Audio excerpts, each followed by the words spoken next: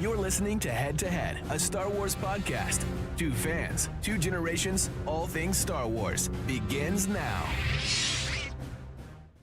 All right, well, hello, everybody. I'm Eric Vansel, and as you can plainly see, there is no Daryl Sanders tonight. That's right. Unfortunately, second day in a row, Daryl couldn't make it. So this is too big. Andor is premiering tonight, so there's no way we're going to be able to do this at any other point because next Sunday, we're going to want to review Andor. So I thought I would give a really quick recap again, sort of a last-minute thing, so you'll have to pardon me if there's any little bumps or whatever in the production tonight because, again, I wasn't really ready to go live tonight. But, hey, I wanted to do it.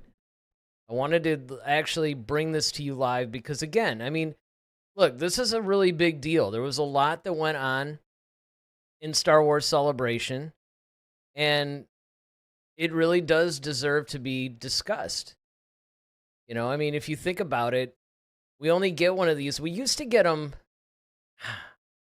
You guys can correct me if I'm wrong. I think we got them pretty much every year at one point, and then that just didn't happen after a while. But you know, this is one of those things that I really actually think that we should do. And of course, Ted joins us. He's like, "No, Daryl, dang it, but thanks for coming on solo." Well, hey, man, a lot of times I hesitate to do it. Even though, honestly, sometimes the solo shows actually end up being pretty good.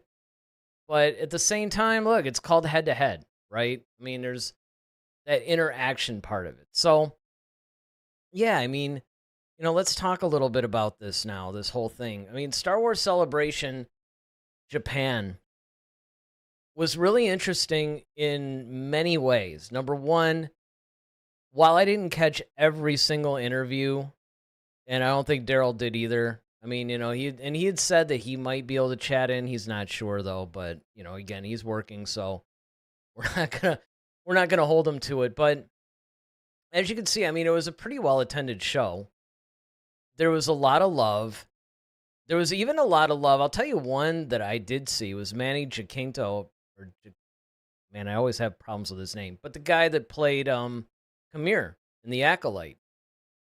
I mean, it was actually pretty good. Like, I was really surprised that he was as engaging and everything as he was. And he was a good sport. Because, I mean, let's face it. You know, The Acolyte faced a lot of backlash.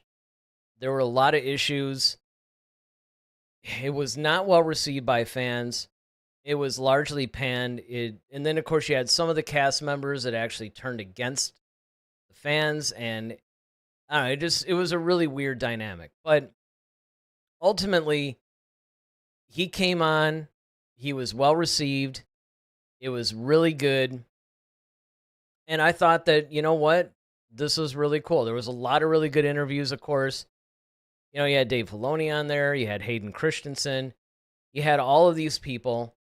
And I really would have been curious to see what Daryl would have thought of some of this, because I know he probably watched some of this stuff too. And I was really counting on him being available for this one, because this is one of those things where, you know, there's a lot of good dialogue that goes back and forth, and he and I sometimes each see different things, and you know, then other times if I miss something, he picks up on it. But I think one of the important things, though, to take away from this is actually a lot of things. And again, in light of today's announcement, I don't know if you guys saw this or not, but in light of today's announcement, that Kathleen Kennedy, yet again, is reportedly stepping down, this time in August. It seems like this might be real. This was actually reported, at least I saw it on StarWarsNewsNet.com. And those guys are usually pretty good. They're not ones to, you know, stir up rumors and all that other stuff or any kind of weird speculation. And I think, I might be wrong, but one of the reasons why I think that they're really trusted is they have some sort of a Lucasfilm insider that gives them information. So take that what you will. I'm really looking forward to the fact that even if she doesn't fully retire, if she takes a reduced role, I think that'll be good for Star Wars. But again, it's really tough to say, because every time that there's something that comes out where it's like, yeah, she's going to retire or whatever, then unfortunately it doesn't happen. And honestly, I don't know what you guys think. Certainly chat in if you want. In fact, I would say chat in more than usual because, again, this I was not prepared to do this solo. So, this show could get a little bumpy tonight because I really wasn't prepared to do this. But you know what? Like I said at the beginning, I really wanted to talk about this. So let's get into some of the announcements that actually came out, because that's another thing that I want to point out about this. This show, this particular celebration actually had quite a few announcements. I don't know about you guys, but I was really surprised by how much was announced. And not just in terms of the usual stuff, right? Like TV, the films, and all that, but actually quite a bit of other things, books, games. I do have a trailer that we can show for Star Wars Outlaws, and I think that that's going to be a really cool thing. I've sort of lost touch with a lot of the Star Wars games. I don't know about you guys. The last thing I think I played was Jedi Fallen Order.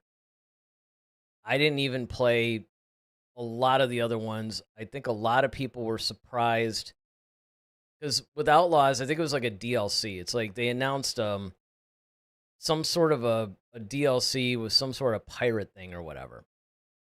But again, let's get into some of this stuff. So one of the first things that was announced, and again, completely out of nowhere, right? As usual, because this is what happens. There's a lot of things that are announced, or at least that are rumored. We think they're going to be announced. Okay, fine. They get official announcements. But then occasionally you get the ones that just come out of nowhere, like this one that I'm about to mention. And then, of course, they go away, right? Because what ends up happening is somewhere in the production process, Kathleen Kennedy gets her hands on it and then it goes away. But there's a film coming out May 28th, 2027, called Star Wars Starfighter. Now, if you guys remember, this actually happened quite a while ago, where they had this whole rumor going around that Ryan Gosling was going to star in a movie and Sean Levy was going to direct. And, he was the guy that did Deadpool and Wolverine. He did a bunch of other stuff, but Deadpool and Wolverine is the one that a lot of people loved, was more recently made, and gave people a lot of hope, right? Because he's another one of those hot directors right now. Well, it turned out that the rumor was actually true, and it's going to culminate in this film called Star Wars Starfighter. It's basically going to introduce all new characters. It's going to be a standalone film. According to what they're saying, let me see, because obviously I got this up. I'm Daryl tonight with this too, by the way. It introduces new characters in an unexplored era focusing on themes of identity, sacrifice, and redemption. Could we get any more vague than this? But you know what? I'm good with it because, as we've been talking about on the show for a long time, they need to get away from the Skywalker saga. I know I say sometimes that there's a lot more to explore in the Skywalker saga, and there is. Unquestionably, there's all kinds of things they could do. I mean, just off the top of my head, I wouldn't mind seeing an Obi-Wan Season 2, in spite of all the criticisms that Obi-Wan Season 1 got, and we were right there. Go ahead and watch our reviews. I still think that an Obi-Wan Season 2 would be nice to have. I think doing something with Boba Fett would still be nice, or even something with the crime syndicates, the criminal underground, something with Crimson Dawn, something with Black Sun, obviously the Hutts. There's all kinds of different directions that they could go. That's what I would do. One of the big ones that I could think of, too, if we're talking about exploring that, well, really, two. We've talked about doing a young Palpatine movie or series. I think it would actually probably work better as a series, kind of like Andor, and I honestly think that it should take a little bit of that theme. Because this is kind of what we were promised with The Acolyte, and they just never really delivered. But I still think that there's a really good series Let's focus it on Palpatine, and we could get a really good origin story there, and I think you could actually fill in a lot of gaps. And then I would also like to see something with Kira. Now, you would probably put this in with the whole criminal underground thing because obviously Crimson Dawn, other than Maul, was her. But I think you could go in other directions with her too. And of course, Dr. Aphra. Dr. Aphra is a fan favorite character. I think a lot of people really enjoyed seeing Dr. Aphra in the comics. I don't know. Let me know in the chats or the comments if you're watching this after the fact. I don't remember there being a Dr. Aphra novel. I think she's still relegated mostly to the comics, but man, I would love to see a Dr. Aphra animated show. I would love to see a lot of stuff like that. Animation would be good for Dr. Aphra. I honestly think live action would be good too. But, we'll see. Ronaldo. Ronaldo's another one coming to my rescue here. It's like, hey, Eric. Hey, Ronaldo. Good to see you, man. Well, and Ronaldo, actually, just a little side note about Ronaldo.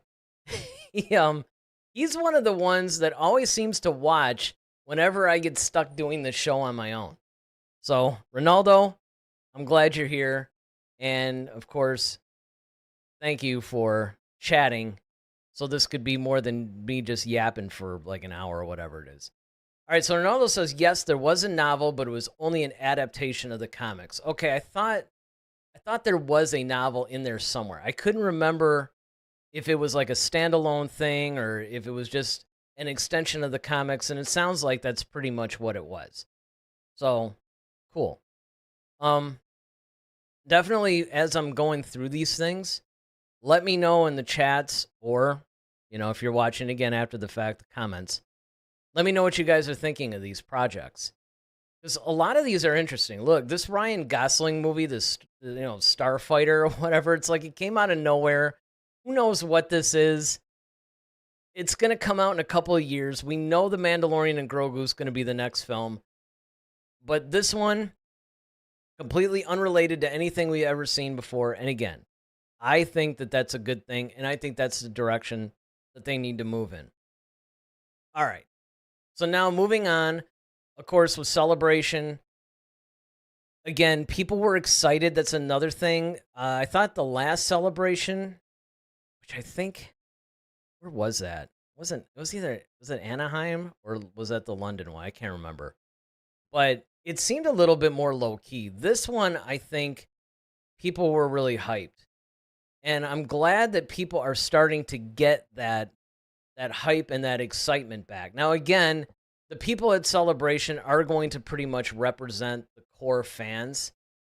Like, I don't necessarily think there's a lot of casual fans, although there could be. There could be. I say that, but then I'm like, you know what? There could actually be some casual fans. But I was happy to see the energy that this Celebration seemed to have. And again, I was only able to watch the streams on YouTube. I would love for one day we get this channel to grow big enough to where Daryl and or I could go out there and actually report stuff, do some special shows or whatever from Celebration. That would be my goal, but hey, we're growing, but we're not there yet. All right, so anyway, the next movie, of course, is The Mandalorian and Grogu. Now, this is the one that we probably know the most about. They did show, apparently, a trailer that I think it leaked online, and then Lucasfilm managed to get rid of it. I'm not entirely sure about the trailer. I know that they did seem to show, there was, in the comic books, oh man, I can't remember the Hutt's name. This always happens to me every time. Like I said, forgive me for being a little discombobulated with this thing. But one of Jabba's sons, there was actually like a gladiator Hutt. And apparently in this trailer, you actually saw what was pretty much like this really ripped Hutt that was in a gladiator arena and competing. So I have heard from some people who have seen some things that said, you know what, this thing seems a little bit like a filler episode to me. They weren't really all that excited about the movie. They basically said, okay, he's going on missions or whatever, whatever. But I honestly still think that there is hope. However, I will say that my hope personally diminished a little bit once season 3 came out. Because I thought season 1 and 2 of The Mandalorian was great. But then with season 3, I was like, we're kind of losing it a little. But anyway, season 3 comes out, or not season 3. Now I'm saying it now, right? The Mandalorian and Grogu comes out May 22nd of next year. All right. And it's got, Pedro Pascal. Let's see what we got here. Unmasked, Grogu using the Force. Oh, and yeah, here we go. The introduction, I knew I had it written down, of Rota the Hutt, portrayed by Jeremy Allen White. And then, of course, we also got our first look at Sigourney Weaver. Her character was sort of shrouded in mystery for a long time. And I think that the cool thing about it is, by having Sigourney Weaver join Star Wars, first of all, it's really cool because, right, you have somebody who's famous for another franchise sort of hopping on and being a part of this. And I always thought that Sigourney Weaver would actually be good in Star Wars, but when it was revealed that she was joining, it was really difficult to figure out, well, what role should she play? Now, we're still not 100% sure. We know she's a New Republic official. There were photos and apparently a scene in the trailer where she's like in like kind of almost like an X-Wing pilot type gear. But, what are you going to do? I mean, they're not going to just, I don't think they're going to just reveal everything about her character right now, because I think they do want to keep a little bit of the mystery. And that's particularly true if, and only if, she has a really, really good role, like a role that I think could be expanded on in the future. All right, so mercifully, I got some more chats here. Oh, Peter Griffin's back with us. Cheers, head-to-head, 20 minutes to Andor. Yeah, I know, and that's the reason why I wanted to do this show. We wanted to do it Sunday. Neither one of us could do it. Obviously, Easter was kind of tough.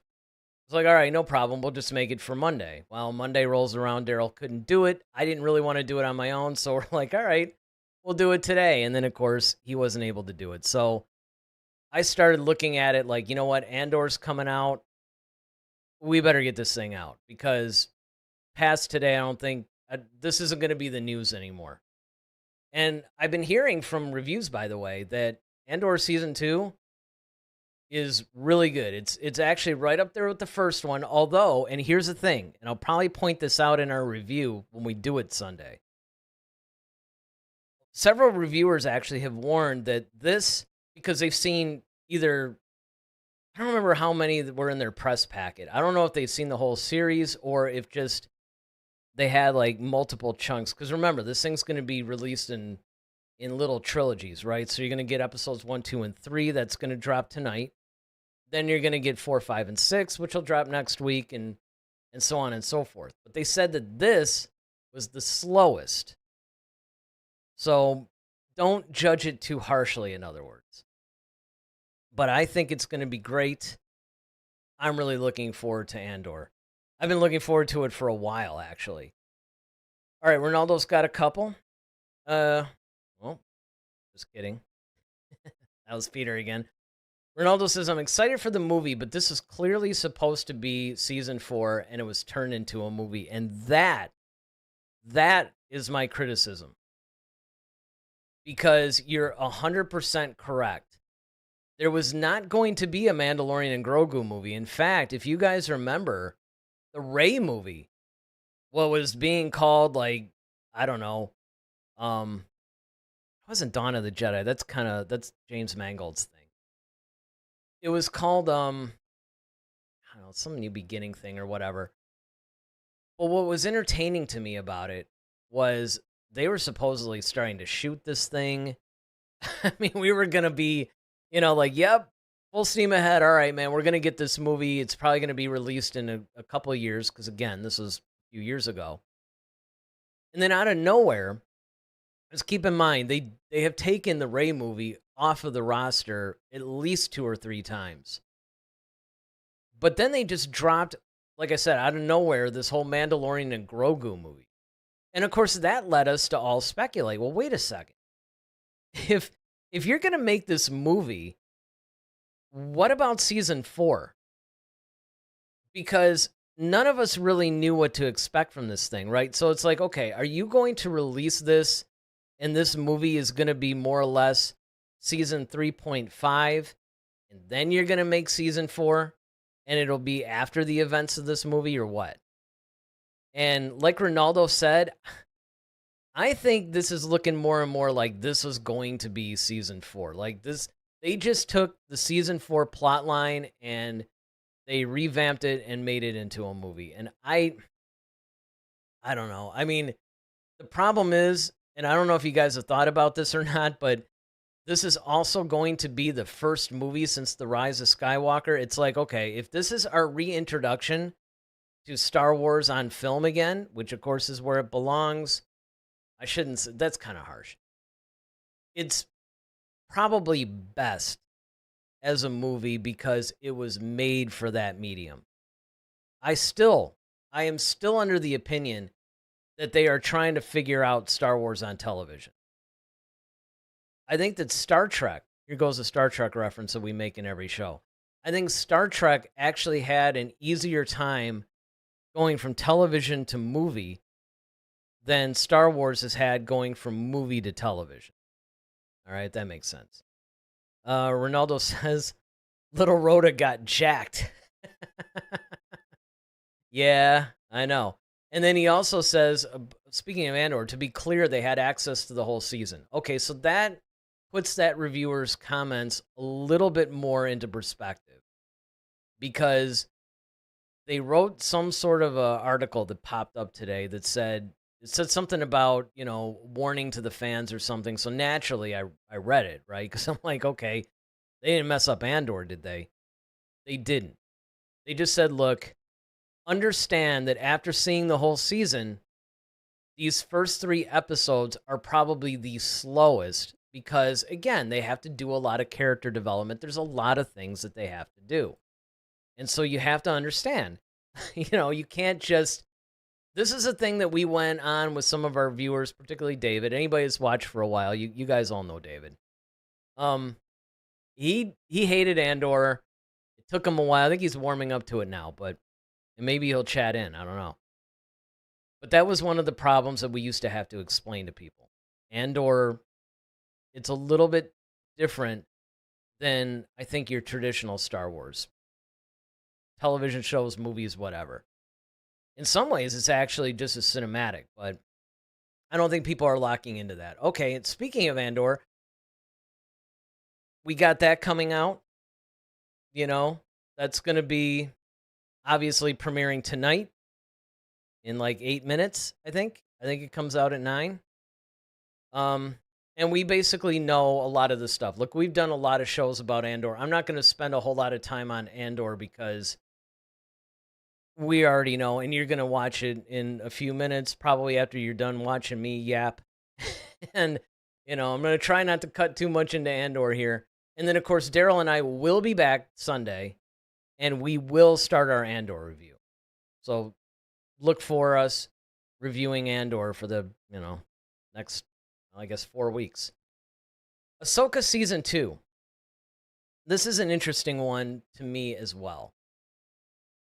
Because I'll be honest, guys, I was on the fence, right? Ahsoka's another one of those that I was really looking forward to when it was announced. And then right before it premiered, there was a celebration. Well, it might have been a year before it premiered, but they had shown a trailer at that celebration. And I was just beyond excited for it. And then it premiered. Then I'm like,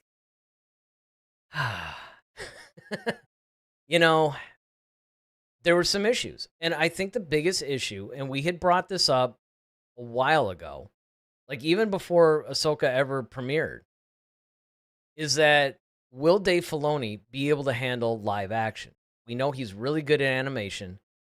He's never done live action, and live action is different. And so therefore you have to make allowances for that. Now, of course, he had Favreau there to back him up, but I think he just needs I think he's going to get there. All right, I definitely think he's going to get there. Daryl and I have talked about this a million times. We both think he's going to get there. Just not right now. He needs the practice. I wish he wasn't practicing on Ahsoka, but he is. There were a lot of issues with Ahsoka. Ahsoka had a lot of good moments, but it had a lot of other moments that some were bad, some were fixable. I mean, it's tough to say. So I take Ahsoka with a grain of salt. I'm not 100% sure. Let me see what they got. So we got Hayden Christensen returning as Anakin Skywalker. That was probably the biggest news of Celebration, at least as far as this show goes. And I would probably argue, even though there were some surprises, I think this was one of the biggest things. And then, of course, the other big thing, the other big casting news we had as far as Ahsoka is the Baylan Skoll recasting. Remember, Ray Stevens was in that part for season 1. And, I mean, he was probably one of the best things about the show. I mean, he actually brought a lot of regality, nobility. He just brought a lot of emotion and weight to the role of this new character. And instantly, everybody loved him. Well, unfortunately, right after this thing was completed, he passed away. In fact, I think he passed away before it premiered. So I don't even think he got to actually see the accolades and everything that he ended up receiving after this thing premiered. It was really sad. Well, they got Rory McCann to step in. And I think he played the Hound in Game of Thrones, if I'm not mistaken. And it's funny because I looked at a picture of him, just normal. Excuse me, guys. And it was really amazing because he totally looks very similar to Ray Stevens in that role. And I personally think he's going to knock it out of the park. As soon as I saw it was him, I'm like, all right, we're in good hands. We got it. So, so far, I think we got a lot of really cool things. Now we're going to go to one of the first new things. Before we do that, I do want to get to some of these chats. Ronaldo, you're chatting up a storm over here. All right, he says, gosh, I cannot wait for Andor. Yeah, I'm right there with you, buddy. Andor is going to be awesome. I think it's going to be really good. He says, so I'm hyped for Ahsoka Season 2, but I'm a bit more worried that Dave is writing all the episodes. Now, that's a good point. I did not really think about the fact that he was actually writing all the episodes. I don't know, and you can chat it in, I don't know what the ratio is between the episodes that he wrote in Season 1 versus Season 2. Because remember, Ahsoka is like his character. He created that character, and he has a bond with that character. So we'll have to see. We'll have to see if that's a problem or not. I hope not. And of course, Ronaldo's clarifying. He's like, look, don't get me wrong. I love Dave, but he needs more experience with live action. However, I think this season will be better. Some of the concept art looks very cool. And then, of course, he goes on to say Rory McCann looks great. And look, as far as the more practice, the only way to practice or to get better at something is to just do it. I just wish that he had done a few projects maybe outside of Star Wars or even if he did Star Wars, maybe not do something this big before tackling this. I don't know. I think it's a mistake, but I agree with you. I think that Season 2 will probably be an improvement over Season 1. We'll see. I don't see any release date on this, by the way. So if any of you guys have heard of a release date for Ahsoka Season 2, let me know. I do know that they're going to start shooting in August. Or not August. They're going to start shooting now, I think. Like within a week or two. They were hoping that they'd be wrapped by August. I don't know. I think it's going to be more like October, November. If it's going by the first season shooting schedule, it should wrap by October, but we'll see. All right. The next one was a huge surprise, to me anyway. And this is coming out next year, and that is Maul, Shadow Lord. So it's going to focus on Darth Maul's quest to train a new apprentice post-Clone Wars. And people think that's going to be Darth Talon. Remember, and this is something that I think people have forgotten, when George Lucas was originally coming up conceptually with his 7, 8, and 9, I don't know if, I think he actually did say Maul. The idea was that Darth Maul was going to train an apprentice named Darth Talon, and then of course we were going to have all these like Force nanobots or some weird thing like that, and that's where it got a little bit nuts for a lot of people. I think people were a little skeptical of that, right? But, and then Luke, of course, was going to train a Jedi named Rey, or it was something close to that. So, I mean, there were some similarities between what ended up in The Force Awakens and what Lucas wanted, but there was a lot of much cooler elements. There was a lot of weirder elements, but that's to be expected. Lucas a lot of times ignores what fans want.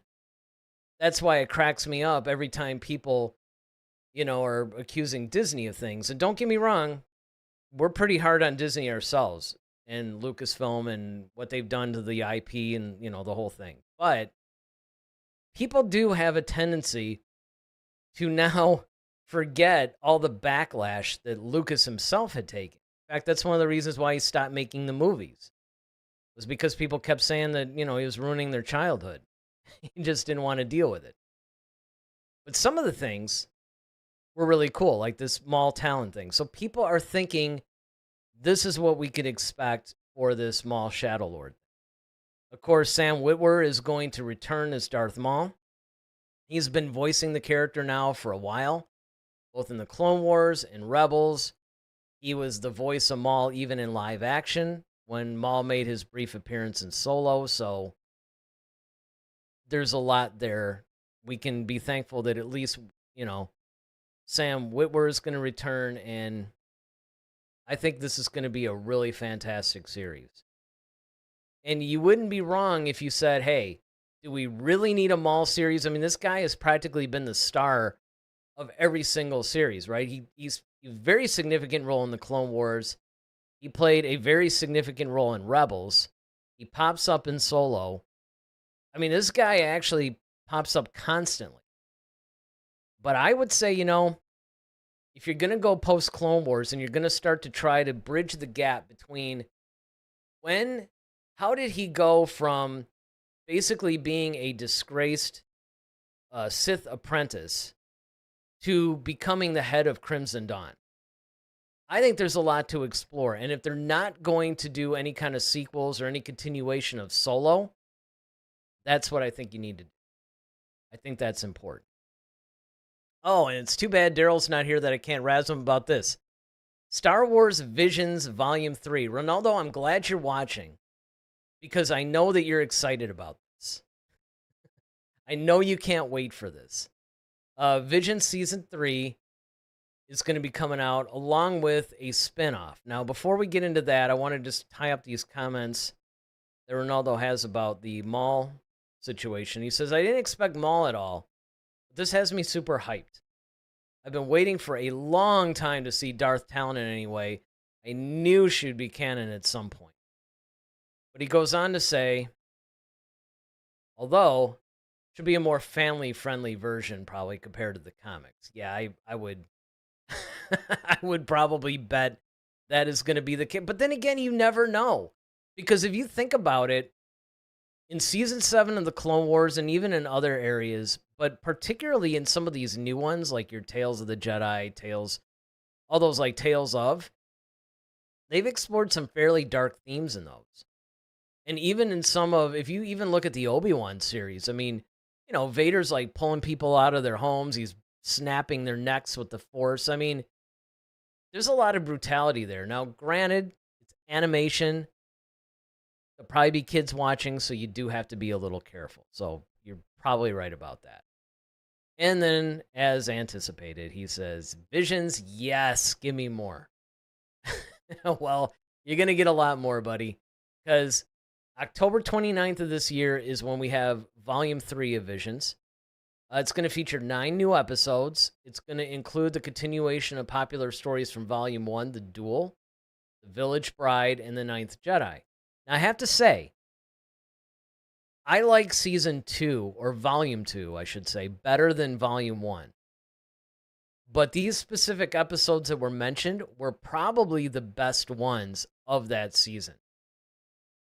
Especially because The Duel, I'm pretty sure was that the first, Ronaldo, you'll know this. I think that was the very first one with Ronan. And he ended up being the really cool one. I know there was a novel spinoff of him, and they were hoping to do a lot more, but it didn't really pan out. Now, that's not to say that that's not happening, because in 2026, we're going to get this spin-off series called The Ninth Jedi, and it's going to expand on the Ninth Jedi story. It's going to delve deeper into the lore of lightsabers that reflect the user's force alignment, which I'm pretty excited about that too. Anytime that you could get lore that deepens the canon, that deepens and enriches a lot of the stories and the understanding, things where you can go back and say, I don't know, watch like the Phantom Menace or something, right? And really get something more out of it.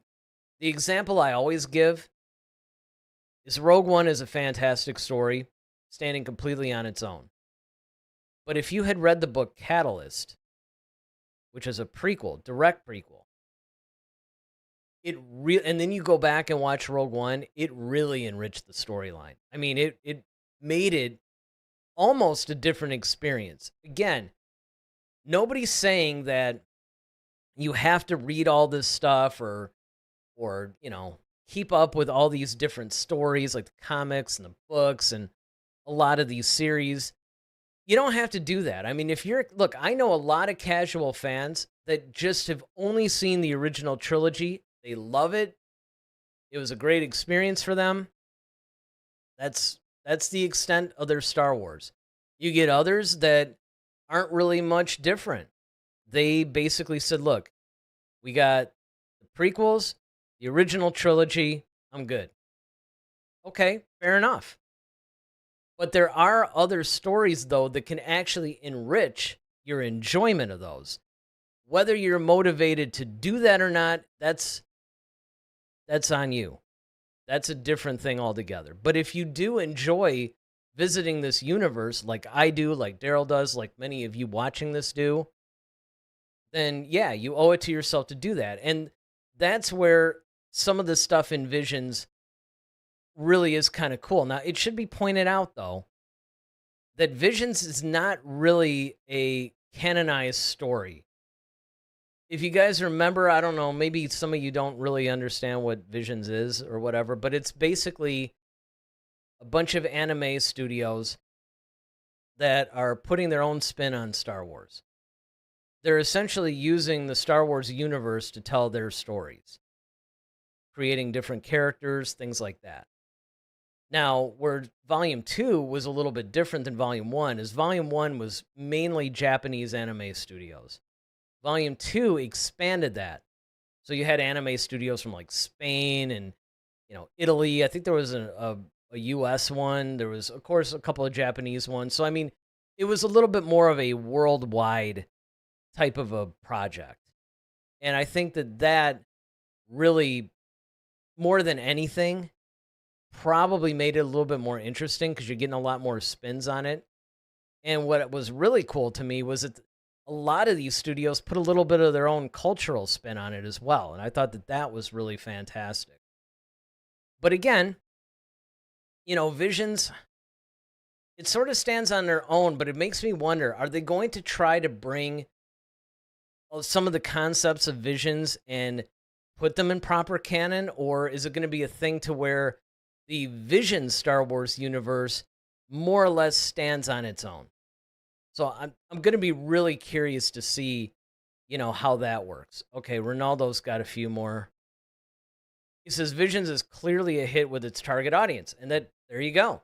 That was one of the things that I was always saying to Daryl was, every time he was like, "Oh, I hate this" or whatever. It's like, well, this one really isn't for you. I mean, it's kind of like Visions is to Daryl what Andor is to David. I guess that's probably the best way to put it. You longtime viewers know exactly what I'm talking about.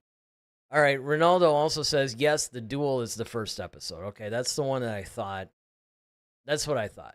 I wasn't 100% sure because, a lot of those titles are really similar, but I love that stuff. There were elements of it that I thought were kind of dumb, though. Like that whole, umbrella-like lightsaber thing was kind of stupid, but look, it's all good. A lot of creativity. I was really into the atmosphere. I was really into a lot of the environments. I like anime though, so that's probably why. I'm not super huge where I have an encyclopedic knowledge of it, but I do enjoy it. All right, so let's see what else we got here. So that takes care of Visions. Okay, now we're going into the games. And the game thing is pretty interesting. You have basically, Star Wars Zero Company, which is going to be like this turn-based strategy game. And the setting is basically the end of the Clone Wars, and you basically lead this character called Hawk, who's a former Republic officer. And he's commanding a bunch of mercenaries, this really diverse mercenary squad. And you can do customizations, base management, strategic combat. There's all kinds of things that you can do. So it's really an interesting concept. And again, with the games, I didn't even hear any of this was coming out. Okay, so this is a complete surprise to me. But I'm always willing to check any of these games out. I prefer a lot of the first-person shooter games, but my favorite type is the RPG or MMORPG, although I'm more of a single-player guy, so I like just straight-up RPG. And speaking of that, May 15th is going to see the release of Star Wars Outlaws.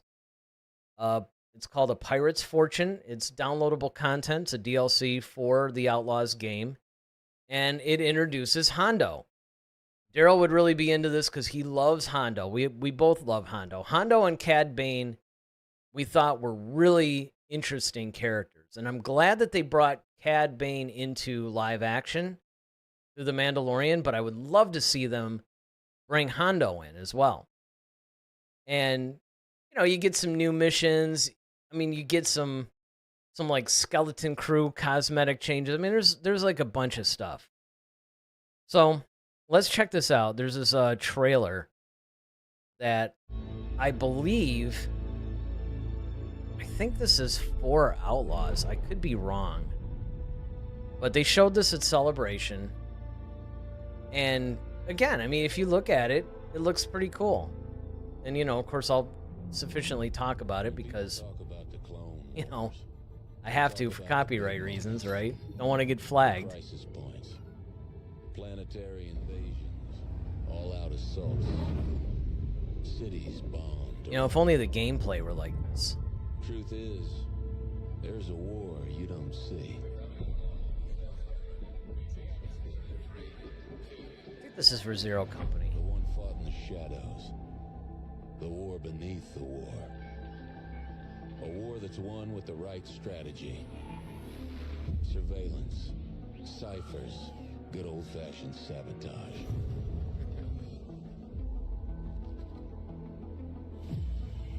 These aren't the heroes they tell stories about. See, this looks really promising to me. Professionals. And they show the gameplay in a few minutes. And it's pretty... It looks pretty good. Set aside their differences to take on the impossible.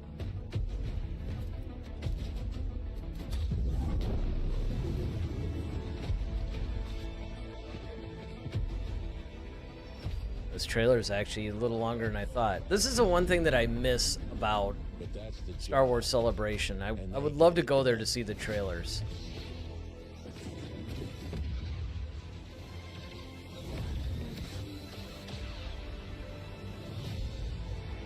Yeah, this is Zero Company. I thought so. Now we're getting into the gameplay portion of it. And again, I mean, these graphics look amazing. You know, the one thing about the Star Wars games is they all look really good.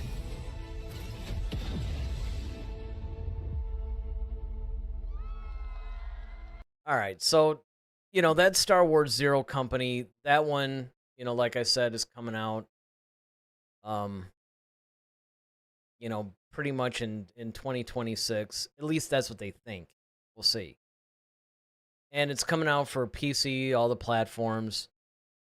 So, again, it's nice to see that they're actually developing these games and they're trying to come out with some new stuff. And it's not just, you know, remasters of older games or, you know, let's rehash like the same plots or whatever. They're really trying to do something different. And that, I think that that's really cool. And then, of course, you know, you have a little bit of merchandise that was announced. They got some more Black Series and Vintage collections. You know, the Night Sister Marin, Cal Kestis with BD1, Turgle and Scuva Stev, classic Han Solo and Chewbacca. Dash Rendar is actually going to be turned into a figure. Fuzzy Bantha with the Tusken Raider. So you get a little bit more. If you guys are into collectibles, they got plenty of that. You know, there's a couple of new Lego sets coming out. And then, of course, the other fascinating thing to me is the comics. You guys all know that I'm a big fan of the comics. I haven't really read them in the last year or two, but I have kept up with what's going on. And I think that that's going to be something that is definitely going to be worth it. I'm going to tell you guys some of the ones that we can look forward to in a second here. Let me just get to Ronaldo. He says, the game looks interesting, but I need to see more. I agree. He says, however, it looks like a cell phone game. That's awesome, because it does. He says, you know, the games have been cool overall. And he said, this is not in Celebration, but it seems like the Star Wars Eclipse account is active. Yeah, I mean, you know, it's hard to tell because with some of these things, they announced it at Celebration. Other times they didn't. They just, you know, kind of put the banners up or whatever. But it's nice to see at least that we're getting some additional content in the gaming world too, because they did start to ignore that a little bit. So it's nice to see that we get that. All right, so Marvel announced some comics. They got the finale of the High Republic finally, Beacon #1. It's going to conclude Phase 3. So we're going to finally see the end of the High Republic comics. And I think for me, you know, it's funny because the High Republic is not caught on as much as I thought it would. And part of that is I think that people really were invested in the Old Republic and they really wanted to see that more so than another era. Although I personally am fascinated by the High Republic, but I have to admit that I have been a little spotty in it. I've read a bunch of the comics. I've read a few of the novels. It's interesting because it's capturing my attention while I am consuming them, but it doesn't hold me as much. I think what they need to do with the High Republic personally is do an animated series a la the Clone Wars, because that, I think, is what's going to get people invested. But they're wrapping up the comics. We'll see what they do, where they go from here. Then, of course, we have, you know, Star Wars Legacy of Vader. Legacy of Vader is going to explore Kylo Ren's journey between The Last Jedi and The Rise of Skywalker. This is something that I didn't know I needed. Because when you really stop and think about it, that is going to be where things are the most interesting. Because now Kylo is the supreme leader at this point. He is essentially determined to let the past die, but he's still embracing certain elements. I wonder if they're going to also do a parallel story about Palpatine and, you know, where he's falling in all this. That's going to be really interesting. We'll see. So that should be an interesting read. Then you have Star Wars Jedi Knights, which is going to feature prequel era Jedi including Keller and Beck. Now, if you guys don't know who Keller and Beck is, that is a Jedi that was created specifically for Ahmed Best, who we all know as Jar Jar Binks, right? And he popped up in, oh man, which series was it? Oh man, you guys got to help me out on this. Was it Ahsoka? Oh, this is gonna drive me nuts. It was either the Mandalorian. It could have been the Mandalorian season 3. But basically, Ahmed Best was able to play a live action Jedi, so they created this character, and that's basically, who he is, right? So this comic, this Star Wars Jedi Knights comic, is going to feature him among other ones. So that should be interesting. And then, of course, we have Dr. Aphra Chaos Agent. It's a new solo series that's starting in June of this year, and we'll just have to see, where it goes from there. And then, of course, you had some Fortnite stuff. You have Star Wars Galactic Battle, so that's going to be like May 2nd to June 7th or something like that. So that should be really interesting. So there's a lot that's there. I'll go over the trailers in a second, but Ronaldo is shedding some light on some of the comics. He says the Jedi Knights and Legacy of Vader comics are great. Agreed. I love the Legacy of Vader, actually. Legacy of Vader is great. It connects Kylo Ren with Vader's story in The Phantom Menace, which is cool. Keller and Beck was in The Mandalorian. Thank you. And then, of course, Dragonfly Mask.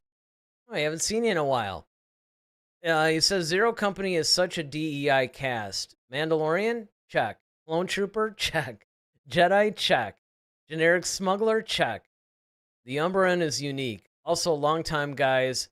Been great watching. Yeah, man, I'm glad that you're actually back chatting. Today, more so than ever, because, like I said, Daryl couldn't make it today. So I'm relying on the chats a little more than usual today.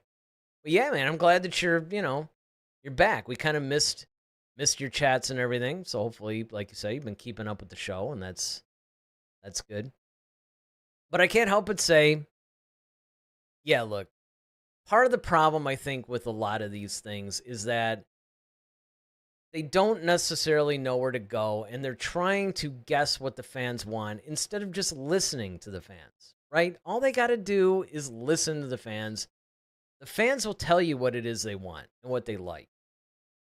And the problem that I have with the way that Disney and Lucasfilm, under Disney in particular, has been acting is that, so like they release The Acolyte, and the fans are like, okay, this isn't written very well. This isn't what you said it was going to be. We don't really like it. What do? They get a bunch of the cast members to do these interviews. I mean, they may not have put them up to this, but they didn't stop it either. And what do? They start attacking the fans. They attack the YouTubers, the bigger Star Wars YouTube channels that have given poor reviews. They call fans, all kinds of names and, ascribe all these horrible actions to them. And it's like, if you guys just take a step back, just look at what the fans are responding to and make more of that. The other thing that I think that they should stop doing, I've said this a million times, stop catering to the casual fan. I get that from a marketing standpoint, that probably seems like a good idea. It's not a good idea. Okay, it's a terrible idea, because the hardcore fans, and I'm not talking about like the super like crazy geeky ones. I'm talking about like us. I mean, it sounds probably a little selfish to say, but we are the ones they should be catering to. We are the ones who have been invested since the beginning. Wherever you came in, doesn't matter how old you are, once you came into Star Wars, we all had the same attitude. And that's what I think that they should do. And that would be where they might go in a slightly different direction. But again, look, you're good. You're good. Dragonfly says, I'm stoked for the game. That was my attempt at a joke. Yeah, I know.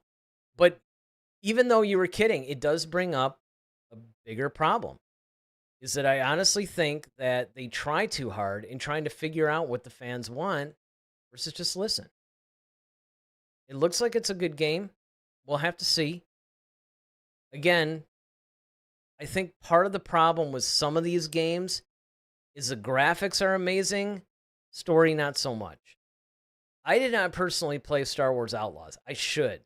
I should play Outlaw because I've been hearing mixed vibes. I mean, in Dragonfly, you seem like you're in the games. Let me know. Did you play Star Wars Outlaw? And if so, what'd you think of it? Because I'm on the fence about getting it, to be honest. I've been hearing things like, it's cool, finally we get that Star Wars open world thing that we wanted, even though we did get that in Knights of the Old Republic. I get what they're saying, with this. But then I've also heard that it's a little bit too restrictive, you're a little too boxed in. The gameplay is a little weird. I know they had problems in the beginning, and that I think that they addressed and fixed, but I'm not entirely sure. So I'm really curious on how that game is. Okay, Dragonfly, or no, I'm sorry, Ted. Ted says the creators of the Acolyte disparaged elements of the Star Wars fandom even before the series aired. That's true. They acted better than the source material and original creatives, and the celebration didn't do that. It celebrated fandom. Yes, absolutely, and that's the key, right? I mean, that's really what's going to win you fans and keep the fans that you have. I mean, this is probably one of the first generations of kids that have been coming up that are pretty disinterested in Star Wars. It's on life support at this point. They got to do something. And my biggest fear is the Mandalorian and Grogu. I mean, on paper, it sounds like, yes, that of all the projects you've got, that's the one that you're probably going to want to, put out there, right? Because it's familiar, the Mandalorian is successful, on and on it goes. But I don't know. Like you guys have been saying, I mean, it's, it seems like it's more like an episode from a possible season 4 and a filler episode at that. So I don't know. All right. So as far as these trailers go, they did show like this teaser. I mean, some of the stuff wasn't even worth showing to you guys, honestly. I mean, they did like kind of a title card for Starfighter. And again, I'm intrigued by Starfighter. That seems like it might be an interesting, pretty cool project. Again, it's getting away from the Skywalker saga. I think that's something that's needed. We'll see. Mandalorian and Grogu official teaser. It was there. I heard that it was taken down. I never even saw it. I've seen like photos, like stills and stuff, but I never saw it. We just showed you the Zero Company trailer. And then, of course, the Old Republic game. Apparently, they've done some sort of like new story trailer or something. So, let me see. Do I have anything on that one? All right. So, I mean, that was pretty much Celebration in a nutshell. Unless you guys, saw any interviews or whatever that stood out, let me know. Hit that. Dragonfly says, will Starfighter turn into Jedi Starfighter, though? I don't know. They're really ambiguous about this. They just keep saying, okay, it's going to be like, it's going to take place pretty much outside of the Skywalker saga in an unknown region. It's like, I mean, I don't know what they're angling for. And then Dragonfly says Ryan could be some Kyle Katarn ripoff. Yeah, I mean, possibly. That's what I'm thinking. That would probably make the most sense. The other thing I'm wondering, too, is you guys remember Rogue Squadron, the Patty Jenkins movie. That was all set to go. I mean, I felt kind of bad, They had Patty Jenkins posing in the X-Wing, kind of like a whole like Top Gun kind of thing. And it was because, her father was in the military and she wanted to honor her father and all that stuff. It's just like, and then nothing. They pull it. Now, I get it. There's a little bit of Wonder Woman controversy. We talked about it at the time, right? Wonder Woman 84, terrible, it bombs. Starts to rethink it. Then you find out that even the original Wonder Woman movie, which was really good, Patty Jenkins didn't actually really do it. She kind of stepped in like towards the end, I think. So a lot of the credit she's been getting for how good that movie is, she doesn't really deserve. So, you know, we'll have to see. All right, Ronaldo. Ronaldo says, "Still can't believe Ryan Gosling is in Star Wars." And well, you know, I've said that about a lot of people too. It'll take place 6 years after Episode 9 and won't be connected to the Skywalker saga. And then, of course, Dragonfly Ronaldo is like, "But do we believe them?" And that's the big problem. I mean, if you guys take a look at this, right? I mean, just look at how Celebration was. And I have to say, from like a technical perspective and just the fan energy and all of that stuff, Celebration Japan, I thought was really good. I thought it was well done. I enjoyed a lot of the guests. The interviews were really good. And again, there just seemed to be, I keep going back to it, but there was a fan energy there that I thought was lacking in the last one. Maybe I was off on that, but that was just me. I thought it was lacking. But hey, man, it's one of those things that I think if they put out the right stuff, you still could have the possibility of a fan resurgence. And I think that that's what has to happen. Whether we believe them or not, I don't know. It's tough to say because they've gone back on so many things at this point. It's really tough to know even what to believe.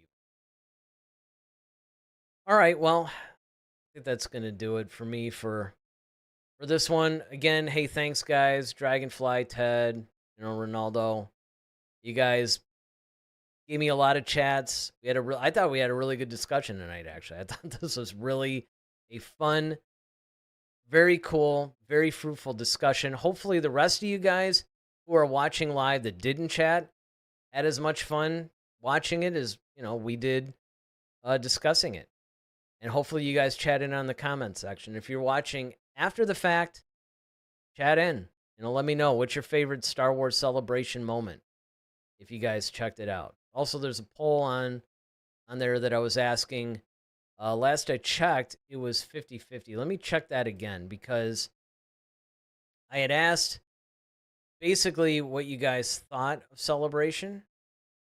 And let me get to it here. Okay, so it was here we go. What was your opinion of Celebration? The choice was it was fantastic, it was okay, but other years are better, or it was about as bad as The Acolyte. I couldn't resist. And honestly, it was 50-50. 50% of you guys thought it was fantastic. The other 50% thought, you know what? Other years were better. So, fair enough.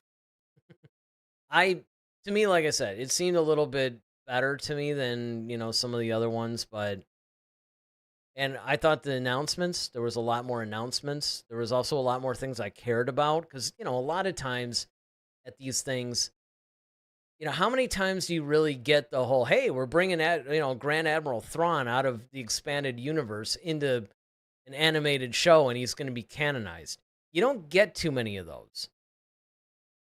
I thought the Hayden Christensen returning for Ahsoka 2, I think that's cool. I think it's good that we, keep a lot of these prequel actors in. We'll see. But let me know what you guys' favorite moment was from Celebration if you guys watched it. And, look for our Andor review coming Sunday because it's on. Right now, it's out. So we can watch the first 3 episodes of Andor. So hopefully Daryl will be able to join me on Sunday. Again, I want to thank everybody for chatting. I have to do it because it's YouTube. I have to do it. If you guys got any value out of today's video, live stream, watch me dance around trying to do the show myself, hit the like button, hit the subscribe button if you want to see more content like this. We do have our Entertainment Showdown channel coming up soon, where Daryl and I are going to expand. We are now going to do shows that are going to talk about all things movies, television, streaming, books. Maybe not books right away. It'll probably be more movies and television at first. but we're going to expand it beyond Star Wars and just do a general entertainment show. It's going to be called Entertainment Showdown. The channel's actually up. You guys can just type in Entertainment Showdown, and you can subscribe to it right now. So when we start to put videos out, they'll pop up. So look for that. Like I said, like this video, because it does help the algorithm. You guys know that. You watch YouTube all the time. And we'll see you guys Sunday for the Andor review. I'm looking forward to it. Can't wait to watch it. So with that, I'm Eric Vansel. May the Force be with you. Always. Head to Head, a Star Wars podcast. Be sure to follow us on Twitter @HeadToHeadSW. Submit your questions for our next show. Visit our official website at headtoheadswpodcast.com. Until next time, may the Force be with you, always.